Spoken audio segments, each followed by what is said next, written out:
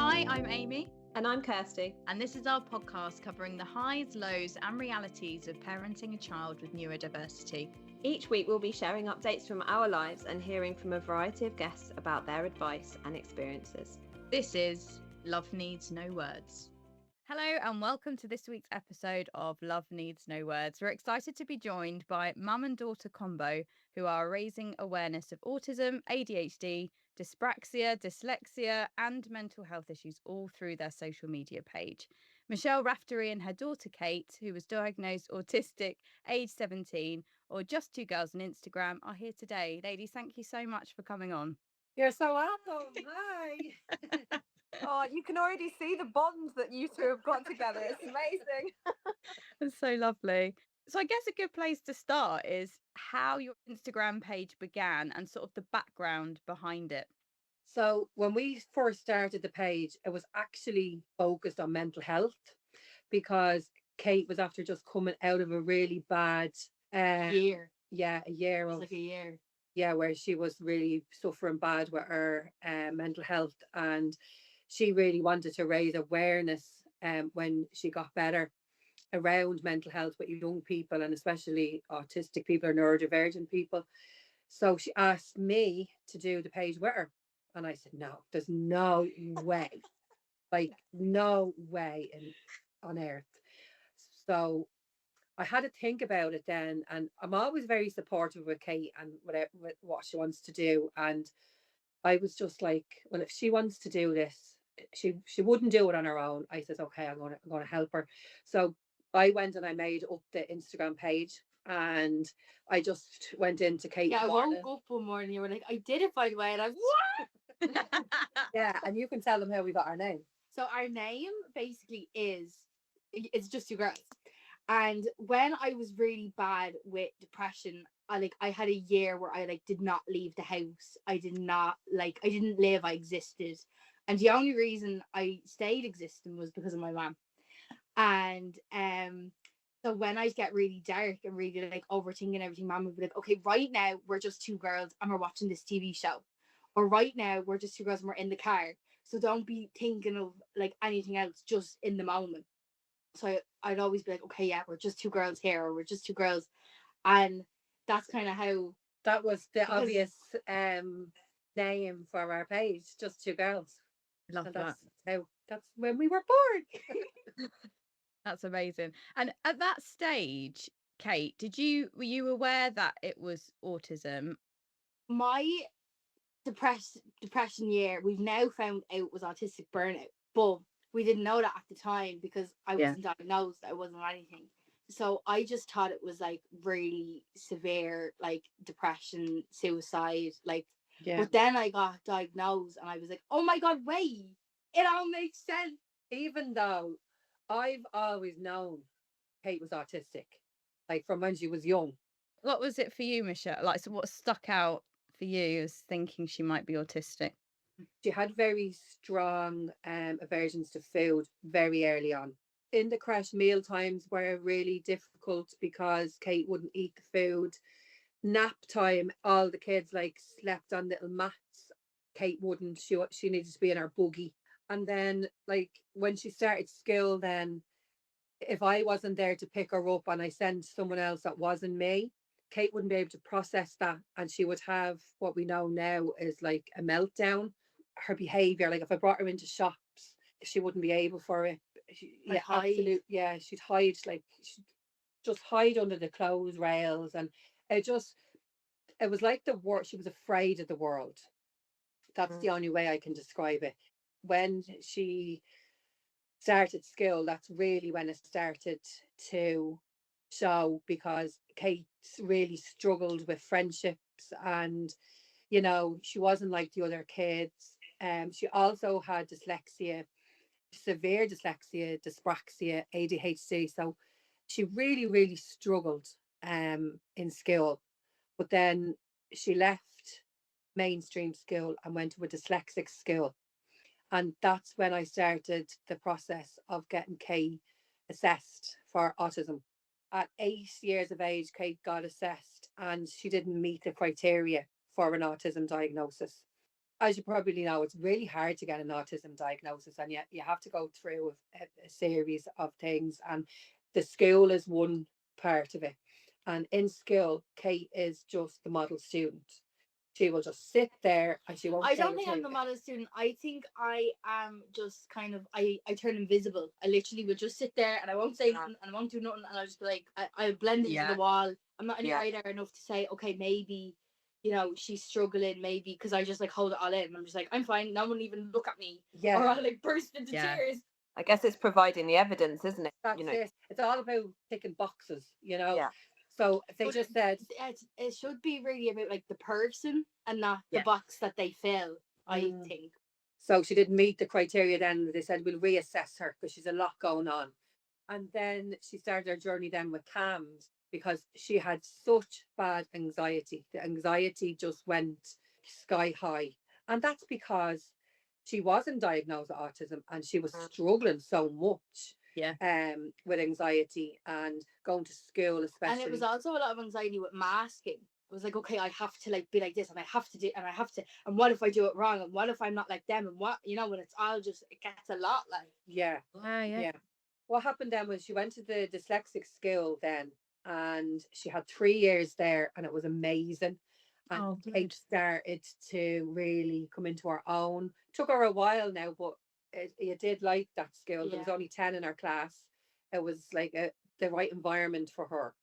And then when she left there and went back to mainstream school, that's when the problems really started. But getting her assessed was really hard because then as soon as she went into secondary school, COVID hit and there was nothing, like you couldn't get anything. And then after COVID, then we got a letter to say, yeah, we'll reassess Kate. And she got her autism diagnosis and we celebrated, didn't we? Yeah. We partied.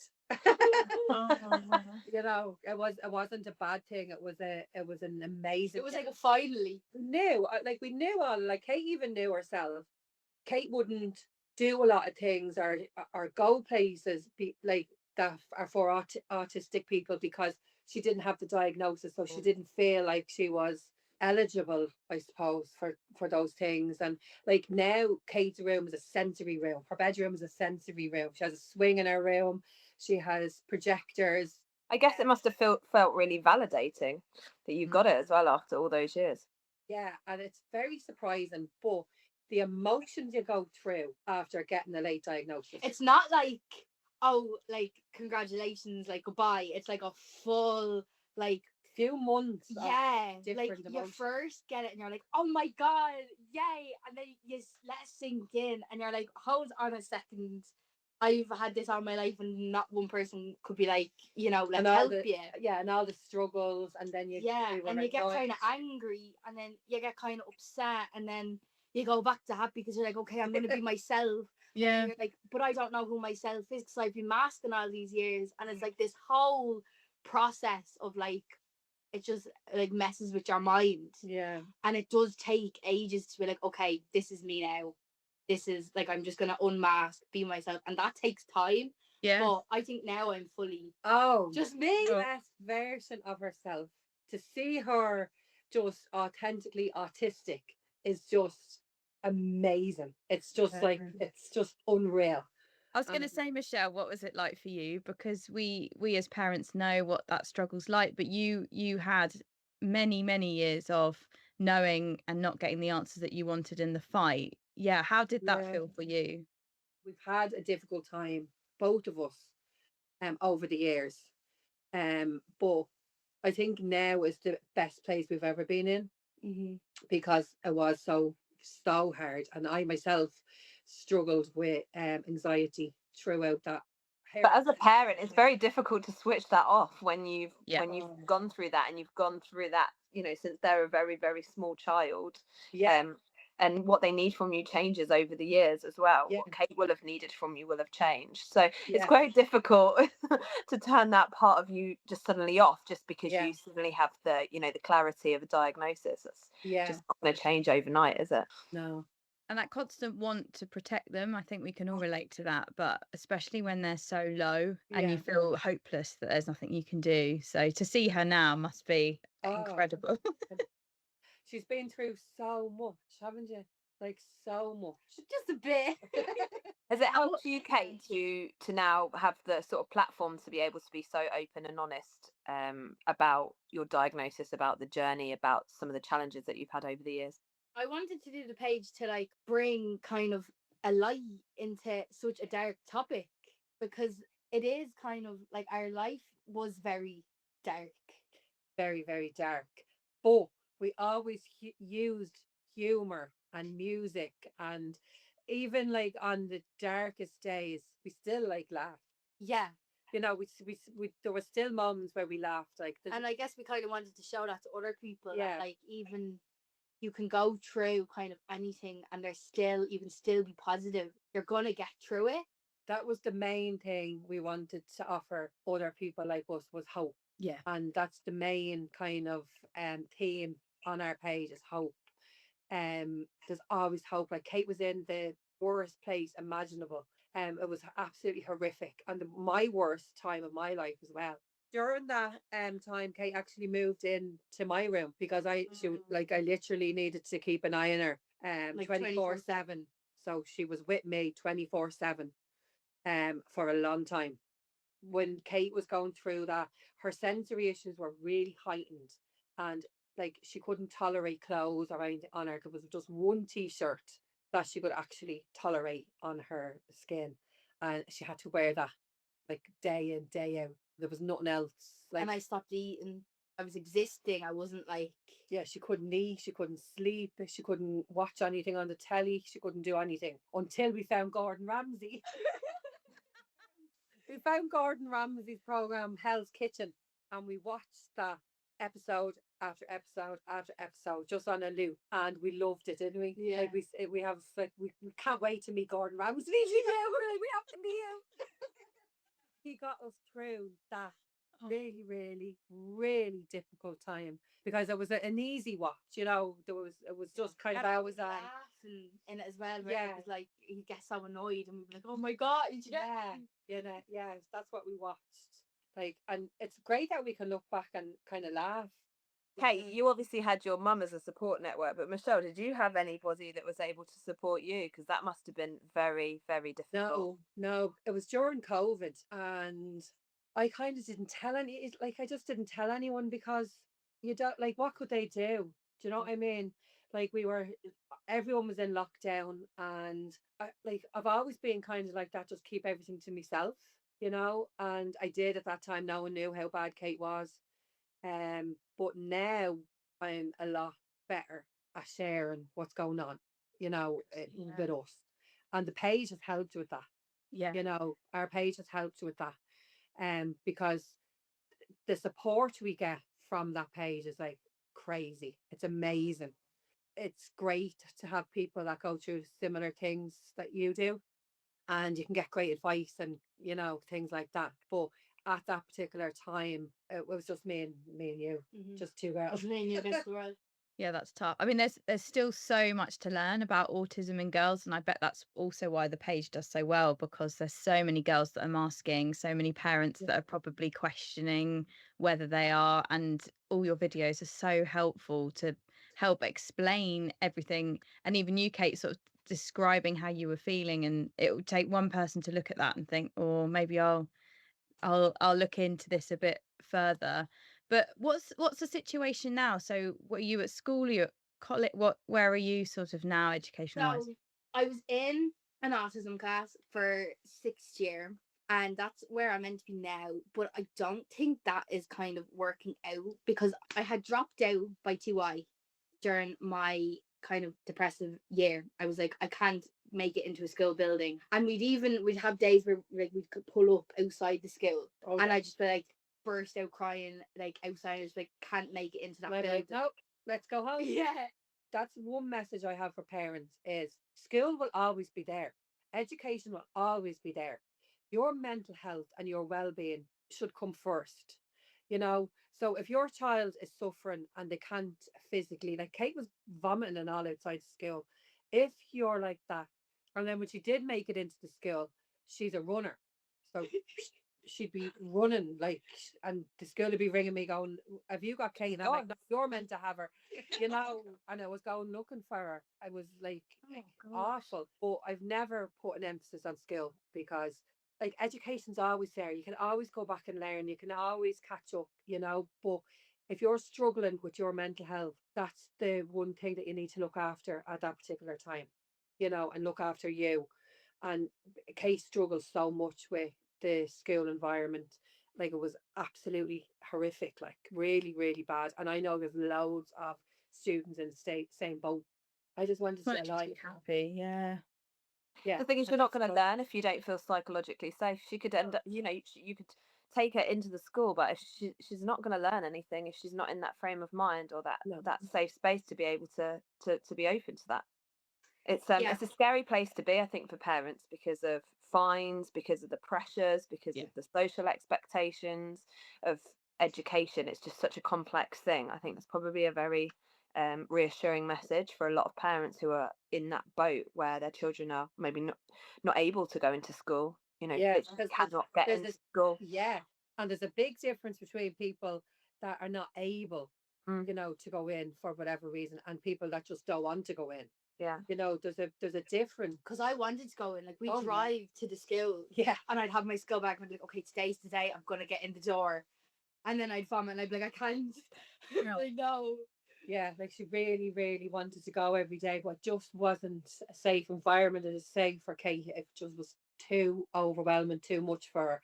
And like, as her mother, it was my job to protect her and not force her to go into that kind of environment, you know. So I never did. And that's one thing I always kind of say to parents: don't be worrying about missing so much school. You know, they're not missing it for no reason. Like, there's a reason why they're missing it. And that's why Kay has been campaigning to get more autism classes in Ireland, because the places here for autistic, they cause autistic burning. Yeah, like they like being in that environment day in day out, trying to hold yourselves together. Yeah, it's deteriorating. Yeah, and like, if I can help them and prevent them from going through the burnout I did in a school building. That's very admirable that you see you being able to help other people as, you know, a positive thing to come out of what's realistically not meeting your needs and not giving you the education that you deserve. And this is a conversation that's happening obviously in Ireland with yourselves and over here in the UK as well. It's too much that this is happening. And yeah, if you haven't got a diagnosis, you can't then go to special needs schools. Then you've got that whole dilemma as well, is that you're forced to stay in an environment that you're not thriving in and I'm really unhappy. Yeah, things definitely need to change for sure.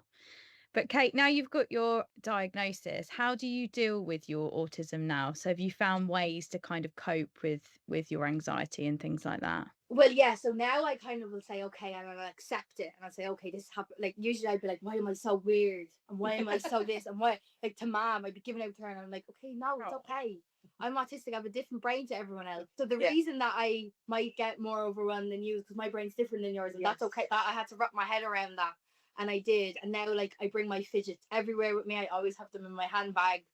I like openly wear my lanyard. I'll openly wear my chewies and stuff. Like, I'll totally just be like myself and what I need to get through my day, which I think is great now. It's amazing. Yeah, amazing, isn't it?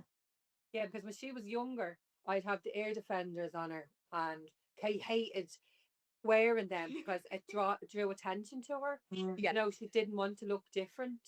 But she needed them, you know. But you absolutely hated them. And he got me them loads of colours. I was like, don't care. But now she just wears the loops that go into her. They're like earplugs. They go into her ears. You don't even notice them. But even if you did notice them, they look cool. They look cool. They're like, I have metallic ones, like pink ones, and like they're cool. Yeah, so cool. That's the brilliant thing about Kate now, is she knows what she needs and she's not afraid to use whatever tools that she needs, and that's amazing. It's brilliant to hear how your diagnosis has literally empowered you to be able to deal with. I'm now Kate. Yeah, so much. Amazing. and difference in her since from before she got diagnosed to now is night and day. It's so like Kate used to be so shy. Initially, we sitting here like this and like, don't look at me. And now I'm like, hi. Oh, that's so Like, good. we're talking to you. She'd literally be sitting here with her hood up, kind of hiding herself, you know. Headphones absolutely hated herself. Like hated herself. But now she's just this bubbly, happy, bright, just amazing young lady. Like just I think I was bright before, but it was only with you. So everybody else gets to see the Kate, not just your mom. Exactly. Yeah. That must be nice for you to see, Michelle, for everybody to be able to see the daughter that you've always, known is there, but just has not had the confidence to be able to share that with everybody else. And I mean, if you look at your page, it's full of colour and full of confidence. So yeah. Yeah. And I hope that comes across, like, it does. Definitely. Well, even when we started the page and we were talking about really, really serious topics, like it was mental health, anxiety, depression, a bit suicide, a bit of, we were talking about really, really dark things, but we did it in a light-hearted way, kind of. We brought kind of we didn't do it like in a really like we wanted to do it in a as us, in a bright way. And the one message that we wanted, apart from hope, was it can happen to anyone. Anyone can suffer with their mental health. It's not just a particular person, it's anyone. It can be a child, it can be a teen, it can be an adult, you can be young, old, it doesn't really matter. It's no one's excluded from it, it doesn't discriminate. It doesn't discriminate. And that's the one thing we wanted to show, was that mental health is like you and it's me, and you have to look after your mental health every single day. You have to look after your mental health. And that was one thing you hated. And I remember the only way I knew how to help Kate nurse her back to health, as it was because the same thing happened to me, and my mom did it for me. And if I hadn't have gone through that and had my mom, I don't know if I would have been able to help you as much.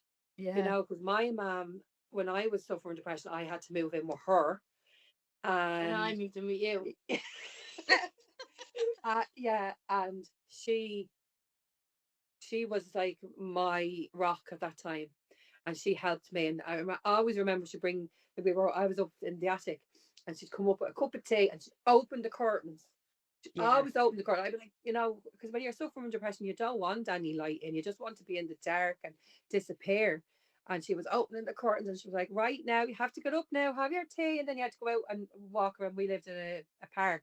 And she'd tell me I'd have to walk around the park twice and then come home. And I'd be walking around the park with tears rolling down my eyes. But doing that little thing every single day really, really helped me, And once I got up out of the bed and went out and had my bit of exercise, my mum was like, okay, you've done it now. That's grand. You can have your cry. You can, do whatever you want now, but you've done that. And that's brilliant. She'd always encourage me and, give me praise and all. And then, so that's kind of how I when Kate was going through it, I understood, but I can't imagine what it would have been like if I hadn't have been through it. Because I just think you're just like a kind person naturally. Yeah, but it was hard. It's hard, and my heart goes out to anyone that's either going through it themselves or has a child going through it, because it's so difficult. And it was especially difficult for us because it was during COVID, and there was no services. Like there was no really like get out ring. Must have just felt very on your own. Yeah. But there's a charity organisation here called Pieta House. And I brought Kate to Pieta House when she was after an attempt. I brought her there, and I have to say they were absolutely like amazing. It was the first time Kate ever had kind of like counselling where they actually listened. They listened to you. They weren't sitting there like writing down everything that was said, because that was one thing when you go through the public system. They write everything down in front of you. So Kate, you didn't feel like they were actually listening to you. Where when she went to Pieta House, they just offered. It was a conversation. Yeah, It was just they were there, and you knew that they were there to help you, and they understood, and it was so different of an experience. It was at a point where I was like, no, I don't need, like, I don't want it. I don't want to go. And Mum was like, you kind of. Oh, every week she'd say, I'm not going this week, Mum. I don't want to go. But this was one non-negotiable. I was like, we're going. Yeah. You know? But you would say every single week. I was like, I'm not going. You can't make me go. No, I'm not doing it. And then I enjoyed the ride there because our thing is in the car. Yeah. So, like, you said that, like, Granny would make you do your walk, where we'd be in the car listening to music. So I'd be like, okay, well, I guess if I have to go, I guess it's in the car and it's listening to music. And we'd listen to music, the whole way there. And then if we were early, we'd still have the music on and we'd dance in the car. Like, you wouldn't know that we were actually going into Pieta House for counselling. Yeah, like, you wouldn't. Music is a therapy for Kate. Always has been. From when she was little. She loves Harry Styles and One Direction. Yeah. And that's never changed. She still adores them. Like, Harry's my husband. Yeah. I am Styles. Yeah. And I used Harry when we were in that place where we were leaving the house. After midnight, it was always after midnight, like 1, 2 That's that's a Chapo Rum song. Oh, after midnight. I'd bring her out in the car because she didn't want to see anybody, so it would always have to be like really late. And I put Harry Styles on, and at this time, like, Kate she wasn't communicating, or she wasn't really talking. So she'd get into the car and she'd put her hood up. It was an hoodie that she had on. Yeah, and then slowly as we drive, the hoodie would come down, and then slowly I'd be like, okay. She would come out of herself a bit more, and when I knew that worked for her, that I continued that. So we went out on our drives, and that's a thing that I still do now when Kate's having like a bad day or night or whatever. I say, right, come on, let's get into the car, and we put the music on, and that's what brings Kate back out of whatever is stuck in her head. It gets her out of her head. That makes sense. And I guess going forward, what do you hope for, Kate, sort of for your future? What do you sort of see yourself doing? I mean, you were in the Aladdin Panto this year, so is that something you kind of want to do going forward? Yeah, so first we just thought it was like an open audition, but then it was like you could go down and you could meet everyone, and like it was like a few days of just like reading the script and seeing if you wanted to audition. So Mom came to me with that, and you were like, I'm gonna help out with costumes and hair and makeup and stuff, and I was like, great, you'll be like there with me, like, so I'm not alone. And then the next thing we know, auditions come and Mom gets one of the main roles.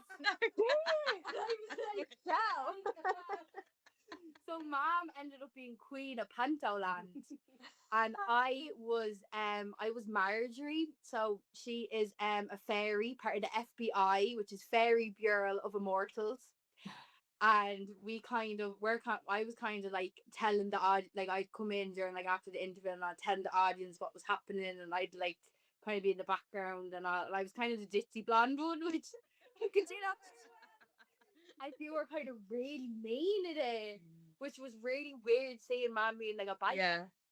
Because like you're like my world. And I didn't like playing the baddie. I'm not going to play a baddie. So we did that and we loved it, because I've always loved like musicals, acting. And Kate opened the show. Like when the show started. Curtains on. That's amazing, Kate. Songs. She had 2 songs in the panto. Yeah. And I was like a backstage, and I could hear her, and I was like the tears were. Oh, yeah. So everyone had to come to you like, don't go doing it. Yeah. You're on in a minute. Like, what was like one of the proudest moments ever, because Kate has she's always wanted to be on the stage, like always, but never had the. That was always one of my special interests, is musicals. Yeah. Stage, and we go to the West End whenever we can. So from then I was like, okay, wait, maybe we could I could do this. Yeah. So I have applied for a musical theatre course that is I think it looks really interesting, because it's not just like acting, singing, dancing. It's also showing you how to be a director, how to be a stage manager, lighting crew. Like it shows you all the back. Yeah, and there's a bit of film and media in it as well. Yeah. Oh, that's amazing. Really enjoy. That's our plan. And to be in the next one, obviously, the next time. So Yeah. I bet you never thought when you were in those really tough moments that was going to be, that you'll sing and joy, huh? yeah, you, Kate, but also you, Michelle. I bet you never thought I'm going to be leading Never in a million years. Because when you're in it, it's very hard. Yeah. You know, inside I was like, oh my God, I was trying to hold it together, you know. But like the page has been therapy, hasn't it? Oh yeah. Like it's been unreal. Like it does. Like it's like you said, like with that little time together is where you can kind of forget everything. Yeah. Is like great. And we have so much fun. It shows. Yeah. It really does. Your energy is incredible. And that leads us nicely onto our final question, actually. So, Michelle, what advice would you have for parents of children that are listening to this thinking, I think my child might be masking at school and I think I should probably action this now? What would your advice be to them? Let them know that it's okay to be different and it's okay, you know, have a different brain to other people. The diagnosis is crucial, I feel. And if you do have a child that's struggling, that's masking, I would advise any parent to try and get help, you know, or reach out to other parents. Like a lot of parents would reach out to us on our page, asking us like, you know, for advice or whatever. And we're not professionals, like, you know, but you get so much advice off other parents. And they say like you find your tribe, you know, and we found our tribe when we set up the page because we have met so many incredible people that we wouldn't have met without it. Now, like I have more of a support system, where I know I have people that I can talk to if something is wrong, you know. So finding that is everything. Kate will tell you what masking does to you and what it's like to mask, and it's awful, isn't it? Yeah.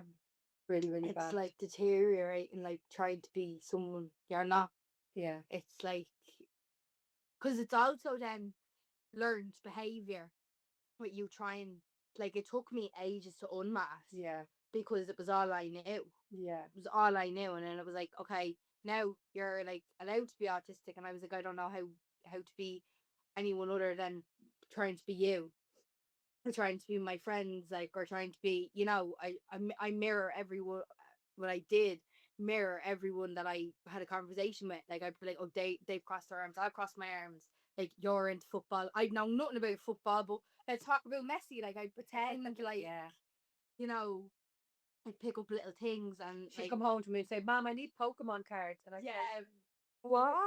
Pokemon? I didn't know you were into Pokemon. I'm not, but I need the cards. yeah, You know, they're all playing it on the board. I need to have something to talk about with someone. Like, I need these are all into it. Like, I need, like, do you get me? Yeah, so you just take out the personality of whoever I wanted to be friends with. Yeah. That's such a good way of describing it. That's really, really helpful. And I guess the final question for you, Kate, is if anyone's listening that is going through what you went through, what advice would you have for them?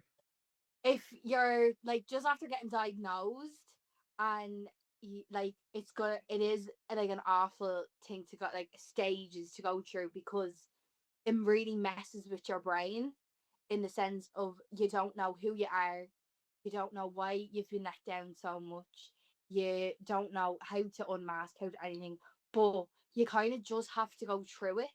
And you kind of learn when you get your diagnosis, you learn who's there for you, and you know who loves you and will say like, okay, like, I might not know anything about autism, but teach me, and let's learn together, you know. So like, you might get diagnosed and you may know nothing, and that's okay. Like, you can totally learn as you go. Everything is constantly evolving, everything is constantly, you know, we don't all have to have everything worked out in a day. Like, we're constantly learning about each other. Constantly. Yeah. I'm still learning every day. Right. You wouldn't be who you are today without everything that you've gone through. Yeah, and I think it is, everything happens for a reason. Yeah. I do think it's like it all will work out. But it's pages like yours that are raising awareness, and I really hope going forward, like you said, more people are gonna have a better understanding. If someone's walking up the street with headphones and an iPad, you know, and they've got a lanyard around their neck, like, let's all just give them a bit of space and a bit of understanding. It's just Yeah. it's your pages that are going to help with that. So yeah, thank you so much, Michelle and Kate, for coming on and telling us your story, and this is yeah, fun. being And so your open and journey, honest. Yeah. your journey has literally, I know it's been, from listening to you, it's been really tough at points for you both, but the understanding that you two have for each other and the respect that you have for each other, this is, it shines out of both of you. It's lovely to see. It's been so nice listening to you. Yeah, and thank you for doing your page and supporting and helping other people, because it is doing just that. So thank you very much. Thanks so much. Thank you.